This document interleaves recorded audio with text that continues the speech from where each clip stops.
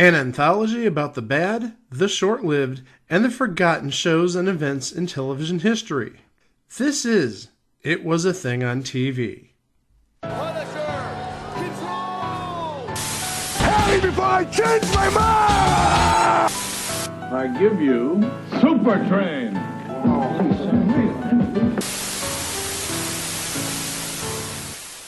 Episode 413, submission number 023, Buffalo Bill.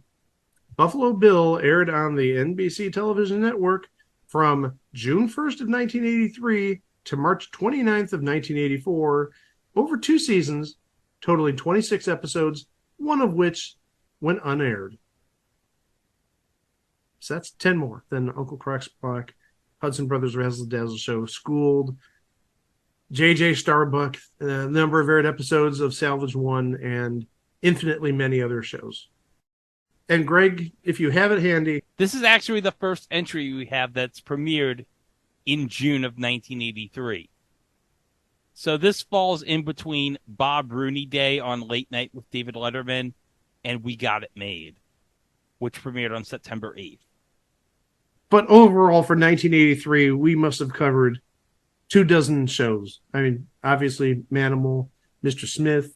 We covered Hitman. We covered Just Men. We covered... Did we cover Go at one point? Yes, we did. Yeah. Okay, we did Go. Again, the list goes on forever and ever and ever.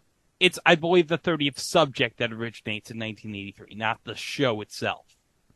Okay, so that means, like, for the 1983 January 3rd shows, Hitman and Just Men, that would count as one entry. But still, 413 episodes, 30 of them have been about the year 1983.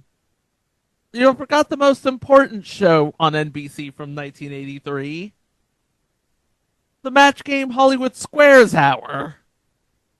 No, after last week, I think Mr. Smith takes the title. That was a good show. And it had Bobo As himself. And it had Bobo hitting on Miss Veronica, the weather orangutan. Just remember, Bobo sucked her lollipop.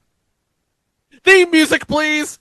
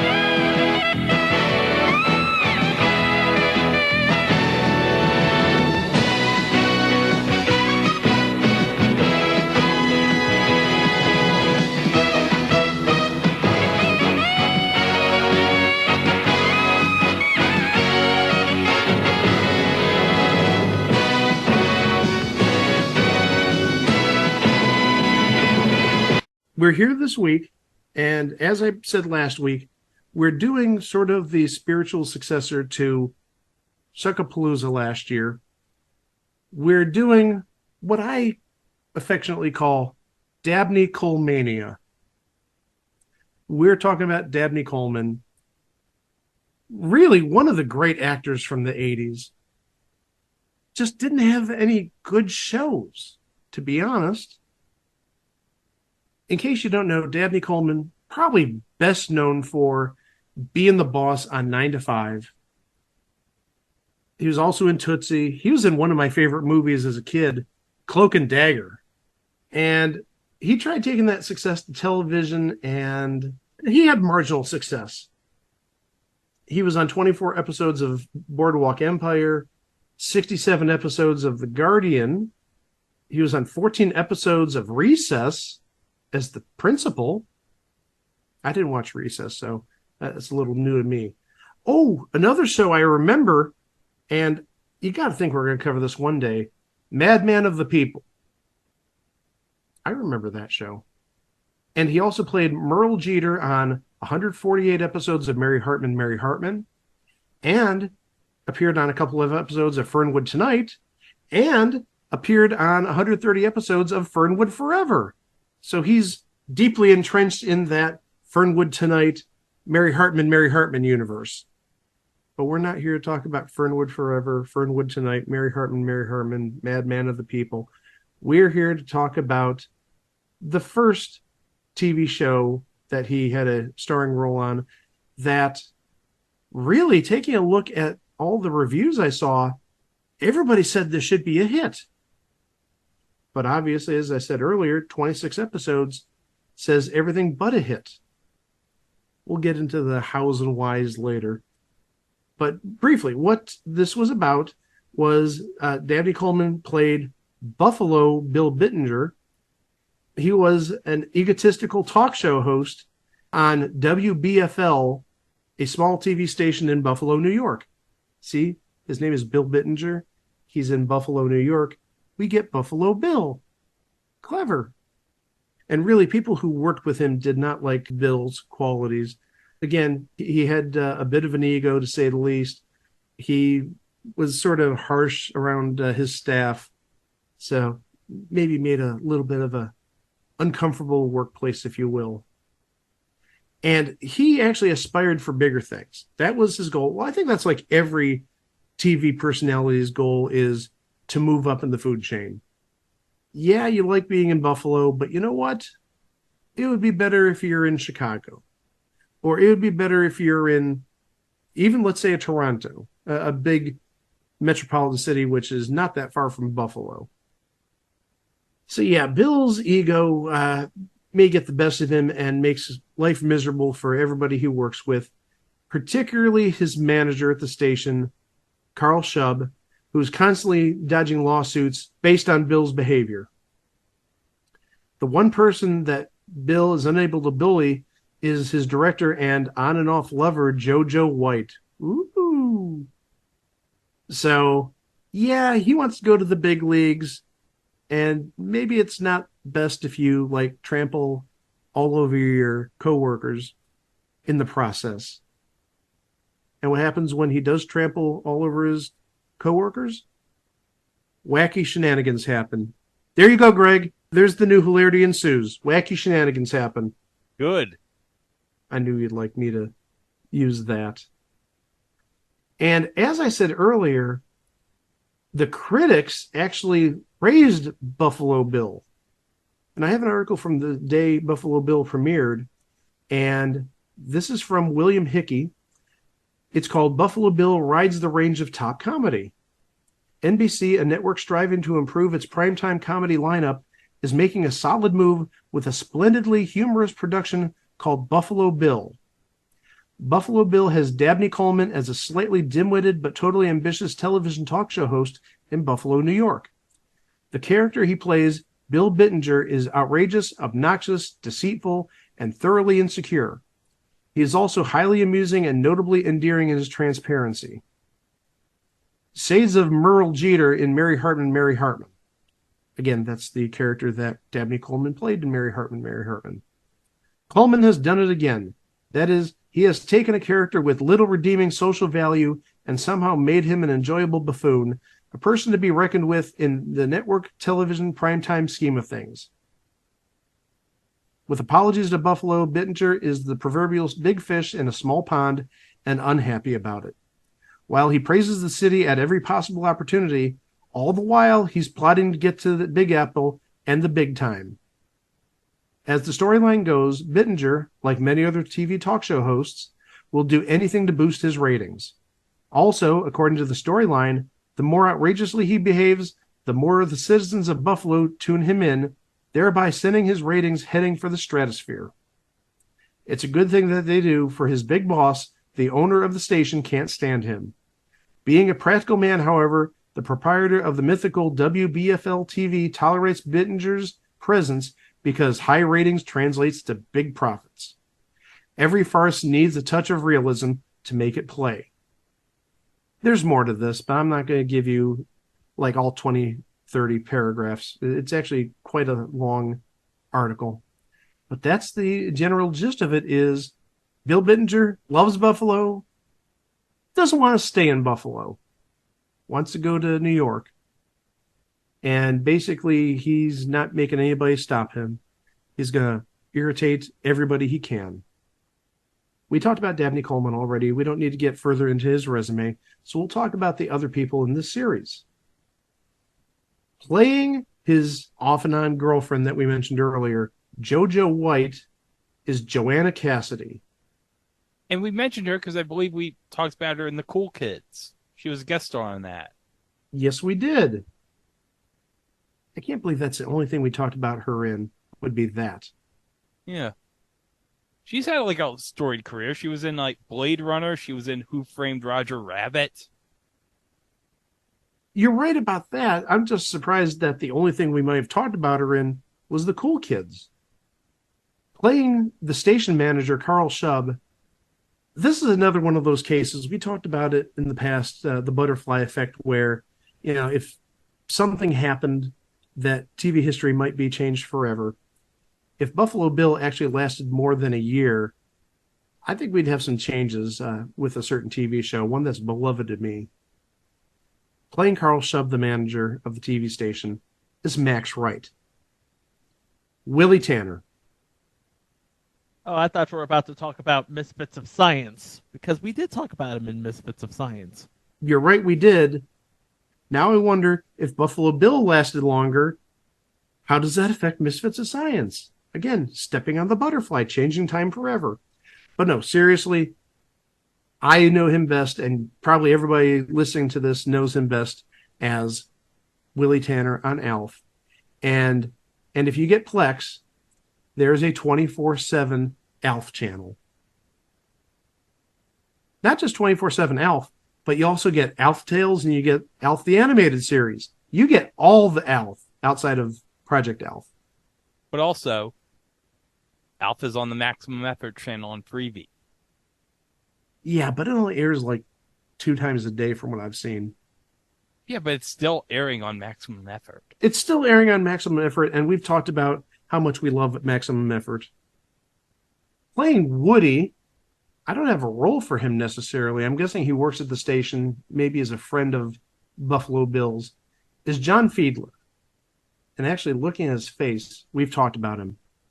Where people might know him from is he voiced Piglet in The Many Adventures of Winnie the Pooh. He was Piglet's voice. Oh. But also, he was juror number 2 in one of my favorite movies of all time, 12 Angry Men. But again, you look at the face, and you've seen him. And again, we've talked about him because I've seen his IMDb in the past. And also, he didn't just voice Piglet in 1977. He voiced Piglet up till 2005. Ooh. Pooh's Heffalump movie. Oh, I remember that. Who's Heffalump? You would have been 20 at the time. What were you doing watching Pooh's Heffalump movie? I worked at Blockbuster then. Okay. Valid point. Could just see 20-year-old Greg sitting in front of the TV. I want to see the Heffalump movie again. While working at Blockbuster. It's like, oh, we don't have anything better. I'll just go in the break room and watch Pooh's Heffalump movie. I'm taking a look at Pooh's Heffalump movie. If I'm not mistaken, came out shortly before his death. And just taking a look, again, I said we've talked about him in the past. I see Love Sydney. I see Flying High. There's a number of shows we talked about him in the past. I think we talked about him in something more recent. I'm not going to sit here looking for it. But yeah, again, known quantity, not with us any longer, unfortunately. Playing Wendy Killian, who is a production assistant. She'd go on to bigger things after this. This did not define her career in any way. You may have heard of her. Gina Davis. I'm not even going to say anything because if you don't know who Gina Davis is, go watch a movie. Go watch Thelma and Louise. A League of Their Own. So many movies. Hey, you could go watch Beetlejuice. You can go ask Lauren Bobbitt how great watching Beetlejuice is. Good night, everybody. No. Greg, why did you? You set up that joke, and I just crushed it right over the plate. Well, no, I'm going to go for the Grand Slam because apparently Lauren Boebert was trying to feel her partner's Beatles juice. Good night, everybody. Oh, now you're silent. Okay. We're not going to talk about her companion. We're not going to talk about her, period, please. Playing Newdell Springs in this series, a podcast favorite. And again, another case of what if this actually lasted longer than a year? Because this person probably wouldn't get the role I think he's best known for. Talking about Charles Robinson. Oh, and speaking of Lauren Boebert, what was that she was holding? That's a penis. Thank you. I couldn't tell from this angle. And last but not least, in terms of regular actors, another case where, if this lasted like 5 seasons, this guy wouldn't have gotten his role of a lifetime. In the role of Tony, don't have a last name, unfortunately, is Meshach Taylor. That's right. If this lasted longer than 1 year, he would have never been in the 1987 cinematic masterpiece, Mannequin. I would! And Designing Women, just saying.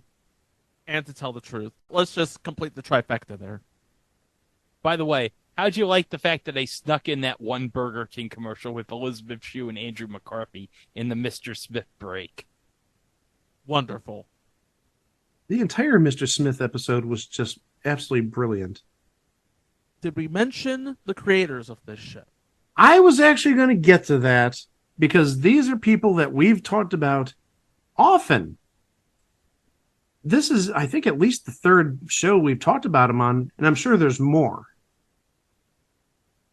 Who we're talking about are Tom Patchett, Jay Tarsis, and Bernie Brillstein. I think Bernie Brillstein is the true legend of the three, not to minimize what Jay Tarsis and Tom Patchett have done. I just think he's the bigger name, Bernie Brillstein. But Jay Tarsis, again, I think this is the third episode we've talked about him on, at least the third, because we definitely talked about him on Open All Night, and we definitely talked about him on The Duck Factory, which would have also been another 1984 show. So again, a quality name, and spoiler, we're going to talk about him in the next episode too, so that's going to be 4 episodes where we've talked about him.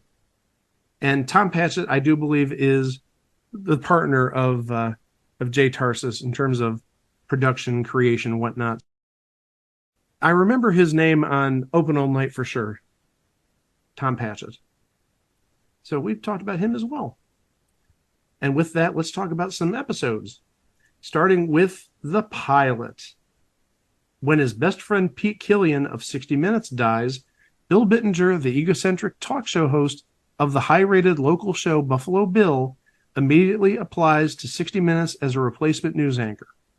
While Bill makes absurd pledges to Dan Thornwell, it is obvious to anyone but Bill that director JoJo White and the CBS network executive Dan Thornwell are attracted.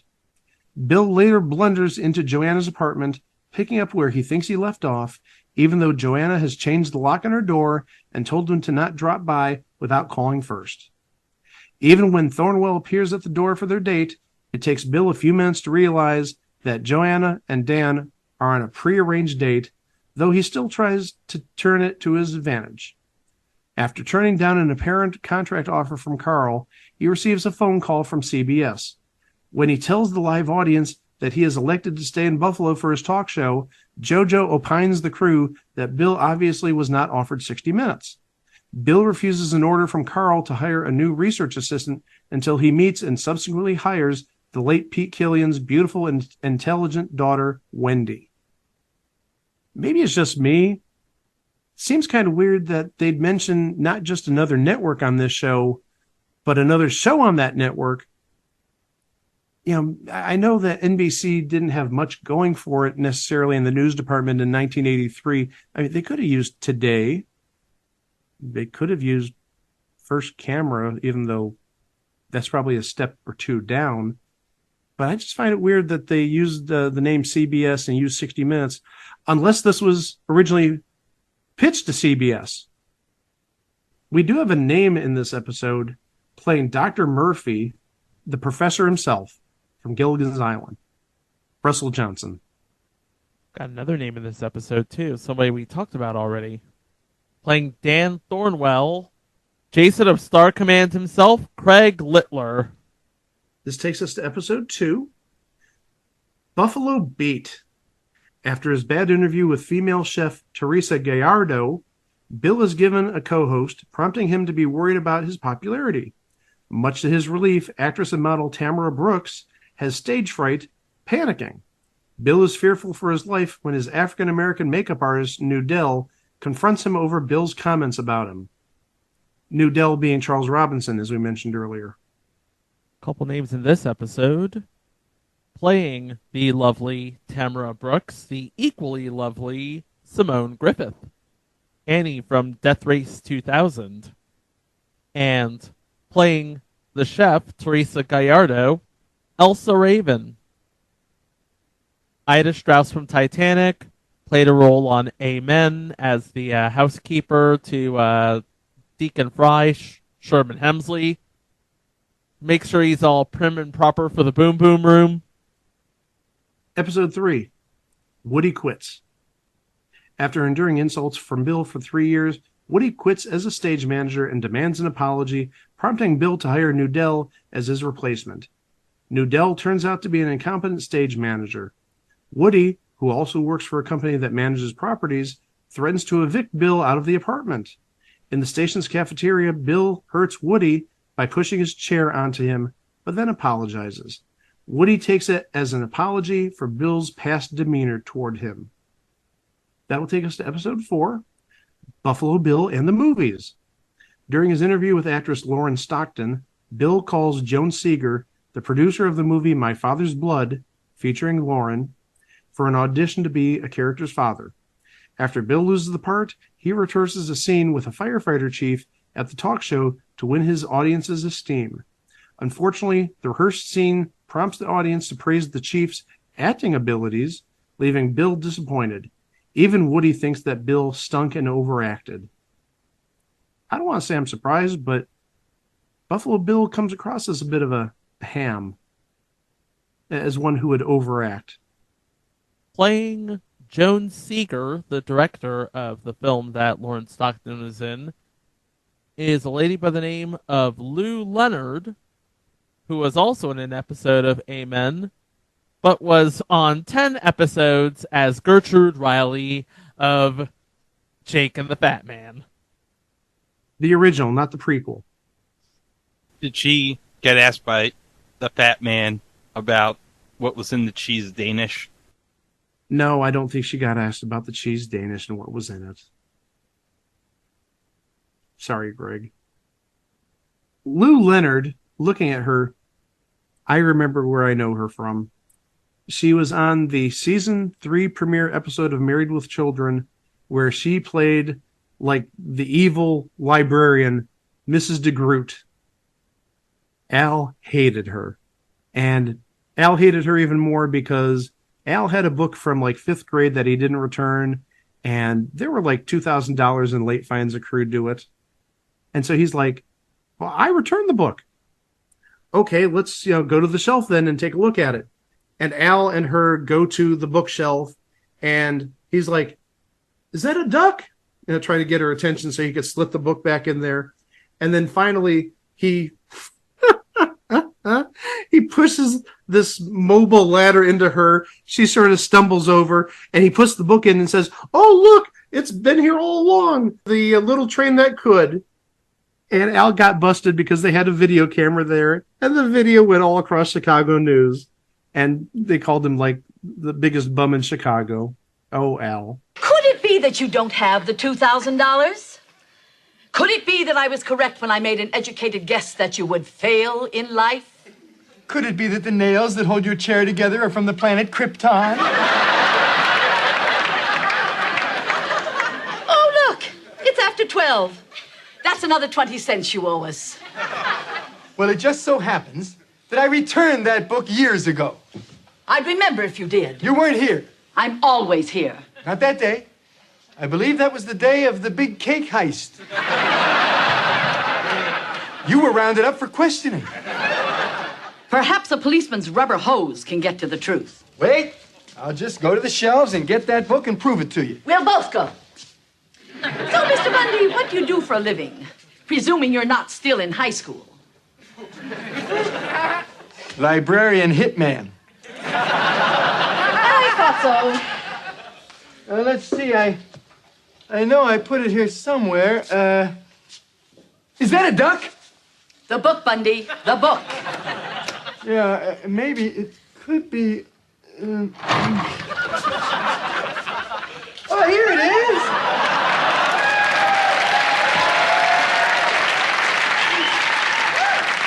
The little engine that could. Boy, this brings back a lot of memories. You planted that in there. Prove it, Dig Root. A loser? I think not.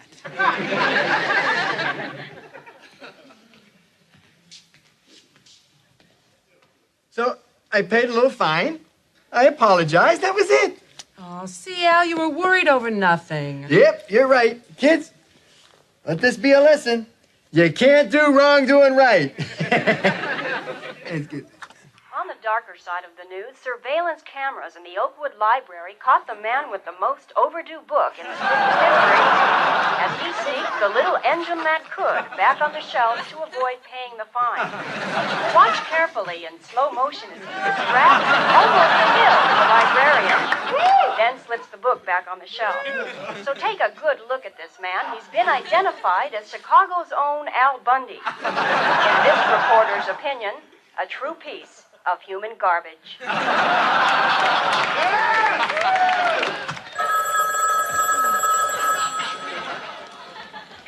Dad, let me try something out on you. How does this sound? Bud Smith. Yeah, Mom, we were watching. Didn't he look good? Well, Daddy, this may be the most embarrassing thing that has ever happened to this family. I mean, we've been training for something like this all our lives, but you're never really ready. Mrs. DeGroot. I love it. Did you say there was another name in this episode? Yeah, playing Lauren Stockton, the actress, is Deborah Geffner, an actress, singer, dancer, writer, director, filmmaker, coach, animal lover, and mom, who was in All That Jazz in 1979. So she and Bob Fosse, they get along just fine, thank you very much. Episode 5, Mrs. Buffalo Bill? After he was turned down by women and friends for dinner, Bill sneaks into JoJo's house by a window out of desperation, surprising her after a disastrous date with Nick. After 7 months of flirting with and dating her, Bill proposes marriage to JoJo and sleeps with her, but then he has second thoughts. To his relief, JoJo refuses to marry him, only to have her change her mind to please him. Becoming indecisive, JoJo says tails for refusal and flips a coin that shows tails, setting both free from marriage. We have a name who wrote this episode. Merrill Marco, legend from Late Night with David Letterman. And I believe we talked about Merrill Marco going back again to Open All Night. Yeah, because I believe she was the creator and executive producer of the show. So again, somebody that Jay Tarsis and Tom Patchett may have a lot of faith in. We're going to move on to episode 6, called Wilkinson's Sword. After his talk show, Buffalo Bill is canceled in favor of MASH reruns. Bill reluctantly takes Woody's job offer to work at the car dealer, Woody's Porsche and Audi. Using the name Rudy, he is belligerent to customers and ruins car parts. JoJo demands that the station manager, Carl, bring the show back. Carl turns to Mr. Wilkinson, who controls the programming of the station. Wilkinson lets Carl decide, and though he is somewhat hostile to Bill, Carl reluctantly resurrects Bill's show and transfers MASH to another channel where it will compete against Bill's show. And I do see a couple of names in this episode. I don't have a character name for this first person, but we've talked about this person enough. Maybe making a low-key Hall of Fame case. Jim McCrell. Nothing about Celebrity Sweepstakes, nothing about the Shaggy Dog, Return of the Shaggy Dog. Nothing needs to be said, it's Jim McCrell. Yeah. Okay, fair enough. I just thought Greg would get his Return of the Shaggy Dog reference in there. Well, you already did that for me. You're welcome. Going on to episode 7, called Guess Who's Coming to Buffalo? Bill's estranged daughter Melanie divorces her cheating husband Steve and wants attention from her father. Annoyed by her constant presence, Bill ends up berating her in front of everyone at the TV station. He can't ignore her at his apartment when she uses a noisy purifier, impacting his home life. In response, Melanie declares to the crew that she is moving to Fresno, California. Nevertheless, to Bill's chagrin, Melanie accepts a job offer at the station to join the crew. Buffalo Bill plans to depict Crazy Eddie Finsick's stunts at Niagara Falls with his barrel. So, no, Greg, not the Crazy Eddie from the commercials back in the 80s who's insane. Sorry. Oh, darn. Crazy Eddie, he's insane! I remember those ads. No, you're thinking, you got Crazy Eddie confused with Crazy Gideon. No. There's a Crazy Eddie back in the day. Yeah, that's true in New York. Oh, you're right. I have Crazy Eddie, Crazy Gideon confused. I'm sorry. Easy mistake to make. No. Crazy Eddie was crazy. He was going insane. Crazy Gideon, he just threw technology to the ground, gave no craps about it. Yeah, said to hurry before he changes his mind about these deals. Yeah, he wasn't insane. He said, hurry before I change my mind, and they carried him off in a straitjacket. Melanie Wayne, the estranged daughter, is played semi-regularly in this series by Pippa Pearthree, who was in multiple shows on multiple episodes, among which were Day by Day, playing the role of Martha, and Trial Judge Esther Morrow on 6 episodes of Law and Order. Another person in this episode that does not have a character name is Earl Pomerantz, not known as an actor, but known as a writer. Wrote 96 episodes of Major Dad, which must be darn near every episode, and not just written by, but was also the creator of Major Dad. He also wrote 4 episodes of Cheers, and I think we've talked about this quite a few times in the last month or two, Best of the West, 9 episodes of Taxi, 9 episodes of Phyllis. Needless to say, he's done a lot. A lot of writing, not a lot of acting. Episode 8 is called Below the Belt. Melanie, who becomes well-liked by the crew, feels neglected by Bill. When she threatens to move into Newdell's place, Bill becomes worried. During the talk show, Melanie outs herself as Bill's estranged daughter, confronts him over issues like leaving his ex-wife and daughter behind, and is able to reconcile with him. Crazy Eddie ends up dead during a stunt at Niagara Falls, prompting Bill to interview his widowed wife. We told you not to do anything stupid at Niagara Falls. Nothing good ever happens there. People get married. Dum-dum. Why, yes, I am single. Why do you ask? Episode 9 is entitled Ratings. Bill hears from Carl that the Nielsen ratings dropped. Bill tries to find fault with the staff, but he ends up blaming himself for losing touch with other people. After going to JoJo for comfort at night, he goes to the bus station, meets the janitor Charles, who is an avid viewer of Buffalo Bill, and signs an autograph for him. Bill is punched by the homeless man for refusing to give him a quarter, leaving Bill unconscious. The following day, Woody wakes him up and carries him to the station. Bill realizes that he lost his wallet. Uh-oh. And playing Holly Pringle in this episode, Julie Brown. Not talking about downtown Julie Brown. We're talking about Earth Girls Are Easy Julie Brown. We're talking about the first champ on Feud, Julie Brown. Al Fan played the homeless man in this episode.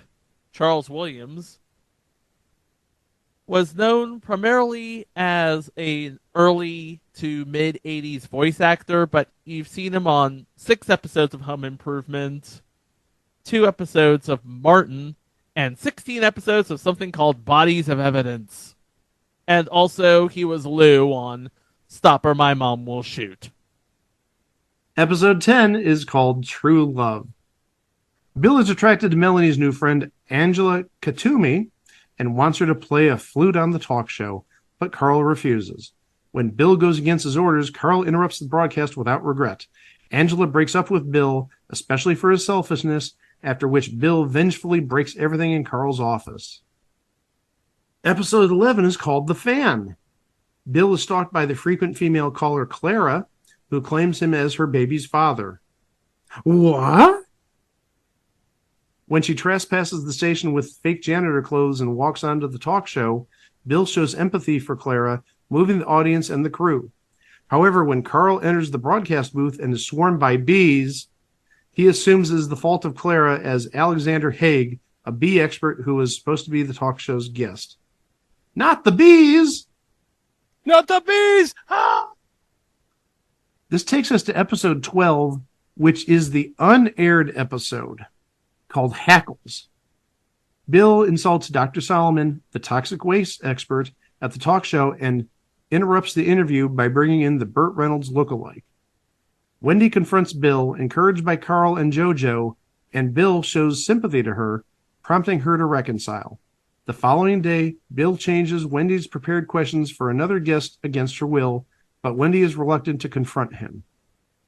So that's the end of season 1. Now, obviously, this is a critic favorite. We'll take a look at some ratings later on to see if it was a fan favorite. Obviously, it merited a second season. The show didn't immediately start season 2 in fall of 1983.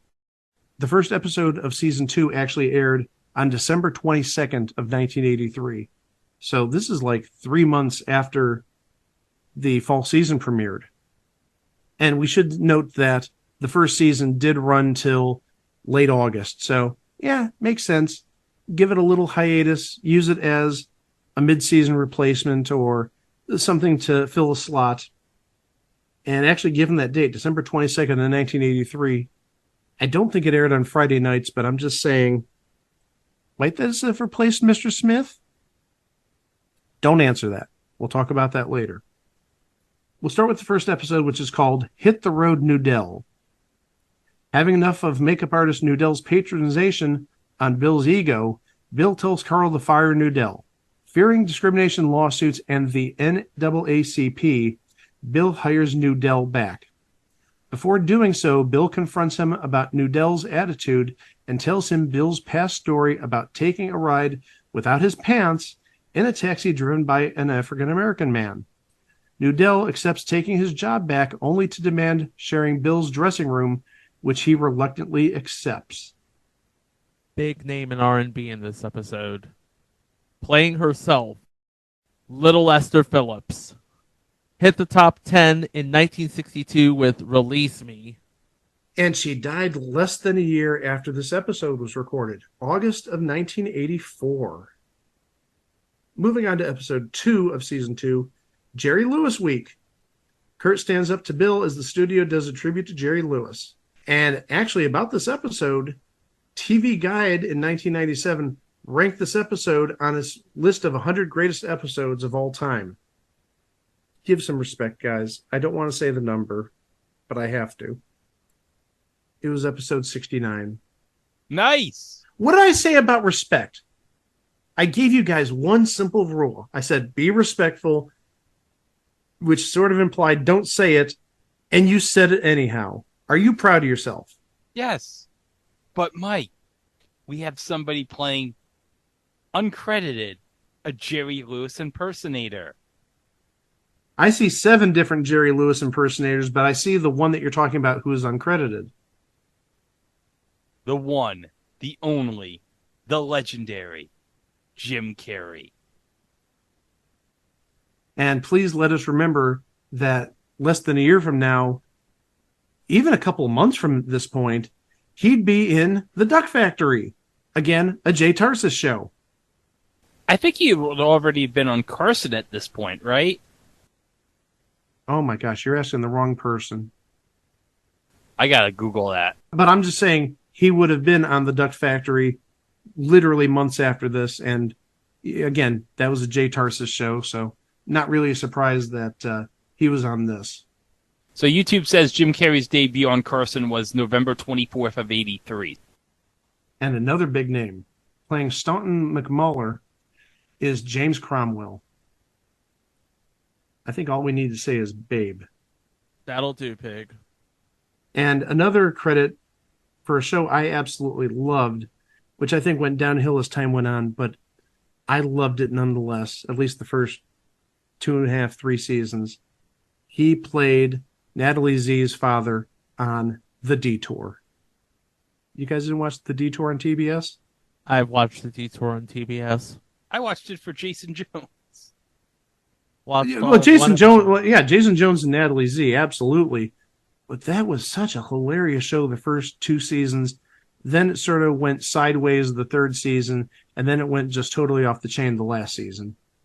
And we're never going to cover it because I love that show so much, at least the first 2 seasons. No.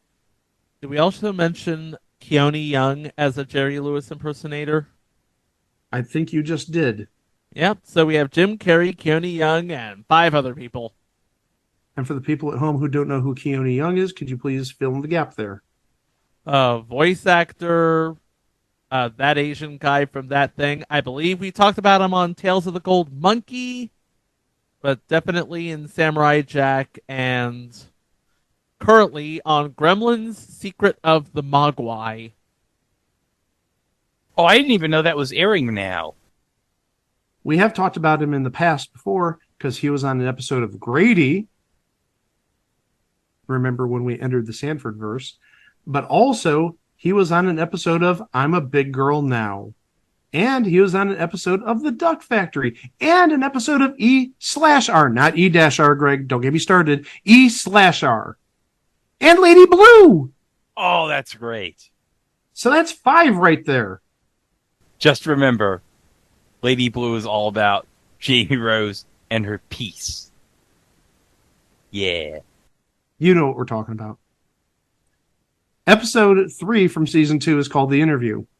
The staff has an interview with a TV news reporter regarding their true feelings about Bill. And we actually have a name playing that TV reporter. Playing Leanne Cook is Gail Edwards. You might remember her as Vicki Larson on Full House, or she was on It's a Living. Dot Higgins, 120 episodes. And she was on an episode of New Love American Style. You're welcome. It's a good show. It's okay. It's tolerable. We're moving on. I didn't want the G-Man to come in here and argue the merits of New Love American Style. So that'll take us to episode 4, Company Inc. The station is sold to Bill's former boss, who had fired him for sleeping with his wife. Guessing this is the new owner of the station, but a big name, playing Hayden Stone, the legendary Martin Landau. Oh. Next up, in episodes 5 and 6, it's a 2-part episode. The first part is called JoJo's Problem Part 1. For some reason, JoJo is lashing out at everyone, and her future with Bill may have something to do with it. And there's no guest of note in that episode, and we'll move on to Part 2 of JoJo's Problem. JoJo's frustration increases when everyone learns about her problem. And again, no names of note there. So moving on swiftly to episode 7 in season 2, Miss WBFL. JoJo plans to boycott the Miss WBFL beauty contest. I've been to Buffalo. There's no beautiful women there. Oh, sorry, Buffalo. Love you. I'm never allowed in Buffalo again, am I? No. Especially not after the things we've said about Josh Allen on this podcast. Good night, everybody. And he deserves every last one of them. Josh Allen, great quarterback, rubbish human being. No, I'd say rubbish quarterback, rubbish human being. Would you agree with me, Greg? Oh, yes. And they love him so much in Buffalo. And I mentioned this to Chico and Greg last week after my trip to Buffalo. I went to a huge sports card shop. And it wasn't all sports cards. It was 40,000 feet, but like the back quarter was sports cards. The front 3/4 was basically Buffalo sports stuff. And not kidding, they had Josh Allen everything. Josh Allen bobbleheads, Josh Allen jerseys, Josh Allen college jerseys. You know, if you wanted anything Josh Allen, that was the place to go. And I'm not just talking like 1 or 2 bobbleheads. They must have had probably about 100 to 150 of them set up in a display. Not taking my $40 for a Josh Allen bobblehead. unless I'm going to use it for target practice. Oh, wow. Episode 8 is called The Big Freeze. Wendy plans a segment about the Nuclear Freeze Initiative. Oh, this is timely in 1984. Beautiful. I have another capsule. Despite strenuous objections from Bill, Carl, and JoJo, Wendy prepares an hour-long segment covering the Nuclear Freeze Initiative, and Nudell encourages her to use her feminine wiles to make the planned segment come to fruition. Seems like a bit of a hot-button topic in 1984, if you ask me. There's no guests in that episode, so we'll move on to episode 9, which is called The Girl on the Jetty. During a cold winter, Carl's wife kicks him out for bringing his work problems home with him. Compassionate JoJo consoles him by fixing him a fancy home-cooked meal. Romantic sparks fly, then Bill finds out. I think we might need an uh-oh there. Uh-oh. Uh-oh. We do have a name on this episode. The credit is unknown, but her name is Megan Gallagher, and she will come up again this week. But she was in 45 episodes of Millennium, 2 episodes of Deep Space Nine, and she played the Holyoke Hottie on National Lampoon's Van Wilder, if you remember that far back. Episode 10 is called Buffalo Bill versus the Kremlin. Oh my gosh, more hot-button issues in 1984. During an on-air chat with computer gurus, Bill callously accuses his guests of smuggling American computer technology into communist countries. During a commercial break, they threaten Bill, and his paranoia skyrockets. Yeah, this is a bit of a hot-button topic in 1984. Computers and Russia. Not a great combination, if you ask me. Even though we must thank Alexei Pajitnov for creating Tetris around this time. Well, he had to have a computer, and he was Russian, so let's make 1 + 1 = 2. It was a really good movie on Apple TV+. That's a good point. They did have a Tetris movie. I don't have Apple Plus, but I might have to get that just to see that. Moving on to episode 11, titled A Hero. Carlson gets a job at WBFL since he idolizes Bill. Aww. An alternate capsule here. Carl is powerless to deal with his rebellious teenage son who idolizes Bill. So Junior gets a job at WBFL. Meanwhile, Bill publicly derides a local businessman for selling defective products, and the vendor shows up seeking revenge. And we have at least one name in this episode, playing Catherine Zawicki Shub, who I'm going to assume is Carl's wife, or ex-wife, or some relation to Carl, Susan Rattan. L.A. Law. That's all we need to say. Yes, I'm going to put Diana Muldaur falling down the elevator shaft right here. You're welcome. I really don't want to talk about it.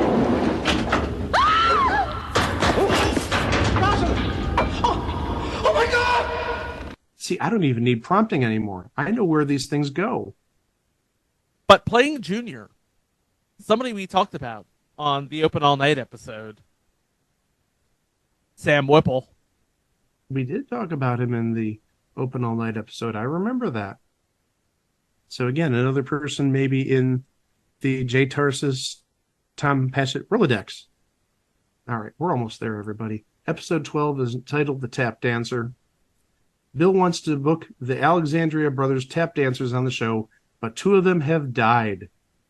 Lone survivor Tom appears on the show, tap dances, and expires during his big finish. Bill is upset enough to rant about the evils of television. He expired during his big finish, huh? They took out all the Alexandria brothers. That's dark. That is really dark. You're absolutely right about that. No names to note there, so we're going to get to the second to last episode. Have yourself a very degrading Christmas. Well, it's no Bevo home for the holidays. Really? We saw part of that for the first time tonight, and gosh, if Longhorn Network reruns that this holiday season, we're going to cover it. Well, the thing is, this is going to be the last holiday season it's going to be covered ever because Longhorn Network is going bye-bye. Huh? Longhorn Network is going bye-bye. when Texas moves to the SEC next year, the Longhorn Network is going to fold because it makes no sense for ESPN to have a network devoted to a team from the SEC when they already have the SEC network. Yeah, tons of redundancy. We should note that this episode aired March 22nd of 1984, so nowhere near Christmas. And actually, I wonder if this was originally recorded to air on Christmas, but remember, I mentioned that the second season didn't start till December. So the math actually works out, pushed 3 months ahead of Christmas. So maybe season 2 of Buffalo Bill was supposed to premiere in September of 1983? Who knows? Anyhow, Bill refuses to wear a Santa Claus outfit on the Christmas Day segment of his show until the Brazilian actress who is guesting changes his mind by offering him a one-night stand if he wears it. Is this Bill's lucky day? I don't know. Is it going to be Bill's lucky day getting a Brazilian movie star? Susan Rutan appears as Carl's wife in this episode. Playing the Brazilian actress, a beautiful woman, if you don't mind me saying so myself, named Martine Beswick. She was in Thunderball and From Russia with Love. So she's, I don't know if necessarily a Bond girl, but she was a Bond girl. But also, it pains me to say this a little bit, she played Xavier Hollander in The Happy Hooker Goes to Hollywood. We talked about The Happy Hooker Goes to Hollywood in the past. I know we have, because that's why I took a breath and said, I don't want to talk about this, but you know what? For the sake of completeness, we've got to talk about The Happy Hooker Goes to Hollywood. And also, we did talk about her previously because she was on one episode of The Powers of Matthew Starr, most likely not the episode where I was loaded with antibiotics. And it says Swords and Quests. No, I think the episode I saw was actually one episode after that, episode 22. So I missed her by a week. I missed The Happy Hooker Goes to Hollywood by a week. Oh, darn. And that's going to take us to the final episode. Church of the Poisoned Mind. After injuring his hand during an on-air martial arts stunt, Bill accuses his next guest, a Roman Catholic priest who is raising funds for a youth center, of sexual misconduct, and the audience sees Bill's true colors. Not touching this one with a forklift. And based on that, I'm guessing you guys aren't either. Brad Mall was in this episode. Wasn't he in Match Game for a couple of weeks? I know he was on 5 episodes of something called Romance Theater. He was indeed on a week of Match Game, but it was in 1991. Well, that's Buffalo Bill. And to say the least, it did get some acclaim. The series did get 11 Emmy Award nominations, including 2 for Outstanding Comedy Series. Joanna Cassidy also won a Golden Globe Award in 1984. And actually, going back to TV Guide, they ranked Bill Bittinger number 42 on its 50 greatest TV characters of all time. Not bad for a show that lasted 1 year. One of the top 50 characters of all time. And actually, Brandon Tartikoff, legendary NBC executive, wrote in his memoirs that his biggest professional regret was canceling the show. I can understand that, especially given what was coming down the road in fall of 1984.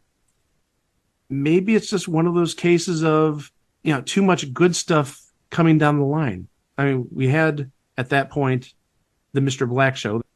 That was the big show premiering in fall of 84. But also you had Family Ties. You had Night Court, which had respectable ratings.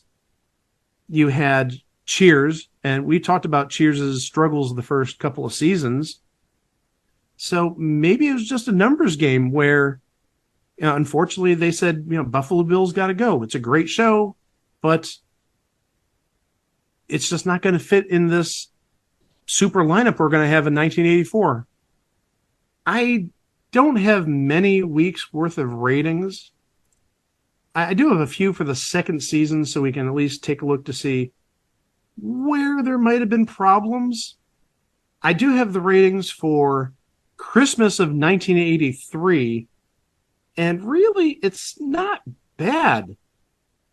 Out of 67 shows, it ranked right in the middle at 34th, ahead of such big names as That's Incredible, Silver Spoons, Different Strokes, Fantasy Island, St. Elsewhere, Knight Rider, TJ Hooker, Ripley's Believe It or Not. How was that, Greg? Pretty good. Thank you. Manimal, Rah!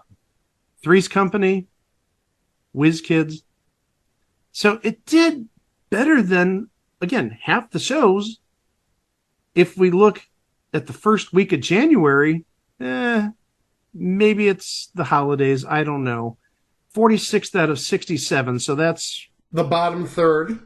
not great, but still, again, better than Different Strokes, Silver Spoons, Ripley's Believe It or Not, We Got It Made, St. Elsewhere, Mama's Family, Whiz Kids. And then another week later, so this is the second full week of January, 57th out of 71 shows. So I think we're seeing the tumble now. Yes, it's a good show, but nobody's watching it. Or not necessarily nobody's watching it, but not enough eyes are watching it, if that makes any sense. And just, again, taking a look real fast at other weeks in 1984, I'm seeing it consistently in the 40s and even low 50s.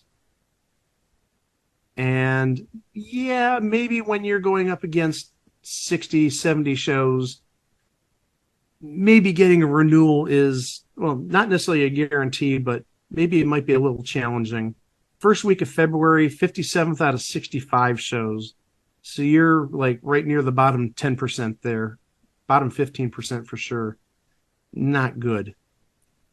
46th out of 59 shows. So again, bottom quarter, not good. And looks like this is the second full week of February. 43rd out of 49 shows.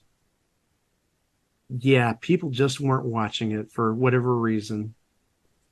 So yeah, the critics loved it. People just didn't watch. And if we take a look at the schedule, maybe we can find out where the problems arose. Why weren't people watching this? Was there some competition on another network that people absolutely had to see? And for its premiere, I would say the answer's no. It aired on Wednesday nights at 9:30. This is a pretty stacked lineup.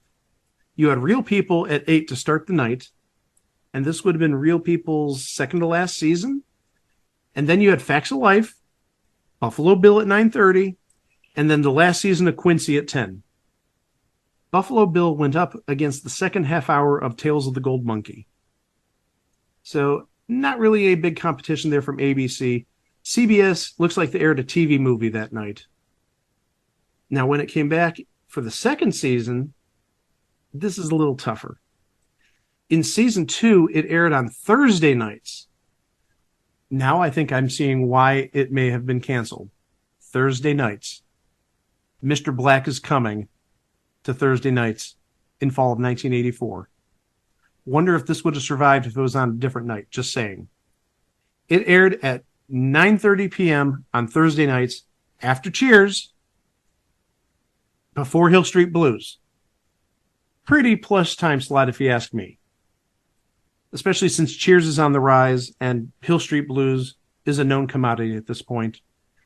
On ABC, it went up against Masquerade, the first half hour of a 1.5 hour installment of Masquerade. This might have hurt it, though, on CBS. The second half hour of Simon and Simon. But there is a positive side to this. If you would like to catch Buffalo Bill, it was released on DVD. Might need a little luck finding it because, from what I could see, it was released in 2005. So it might be hard to find, especially since I'm guessing it's been out of circulation for probably 17 years at this point. I don't see a ton of audiences clamoring for Buffalo Bill on DVD. Any final thoughts, gentlemen? Some of the episodes can be streamed for free on YouTube. I've actually watched a few of those episodes, and the writing was pretty clever, the acting was top-notch, and it was altogether a really good show with a lot of talent in front of and behind the cameras. Problem is, as we've seen many a times before, talent does not translate into ratings. You know, I wonder if this aired a year later or a year earlier, if possibly this would have survived longer.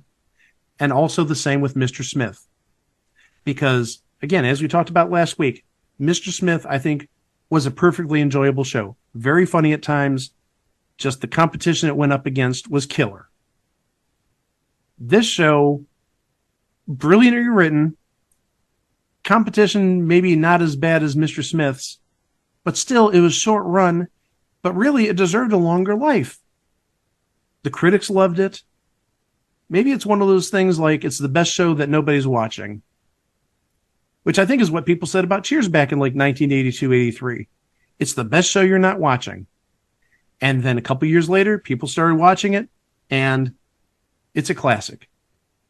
And again, Brandon Tartikoff, legendary genius at NBC, admitted that one of the worst decisions he made was canceling Buffalo Bill. Such is life, unfortunately. And Buffalo Bill may have been a favorite among the critics, wasn't necessarily a favorite among TV viewers, and it was a favorite of Brandon Tartikoff's, but he has regrets. And for those reasons, sadly, Buffalo Bill is just a thing on TV. That'll be it for this episode of It Was a Thing on TV, but please always remember you can go to our website at itwasathingontv.com where you can listen to the 412 previous episodes. We have everything there. Minisodes, live shows, extended versions. We have the revisited episodes. We have a bunch of stuff there. And also remember, we're on all social media, including Instagram, Threads, and Mastodon at It Was a Thing on TV, except for Facebook, where we're at It Was a Thing on TV podcast. But please do not go to Twitter, X, whatever it's being called this week, because once they start charging money, we're gone. I will literally pull the plug as soon as they say, if you want to stay here, pay $8. Nuh-uh, not doing it. But also, please remember to subscribe to the podcast wherever fine podcasts can be streamed at Apple Podcasts, Google Podcasts, TuneIn Radio, iHeartRadio, Audible, Spotify, anywhere that you can get quality podcasts. And also, don't forget, we're on YouTube, where you can like and subscribe to our channel. And don't forget to hit the notification bell to stay informed of all future uploads on the channel, including what's coming up next time on the podcast. And next time, we're going to continue talking about Dabney Coleman. We're going to move ahead in the future by about 3-4 years. And I don't want to shock anybody, especially after talking about Dabney Coleman in Buffalo Bill, but he plays another sort of irritable character in this next episode. Not saying typecasting, but again, another show that critics loved. Did audiences feel the same way?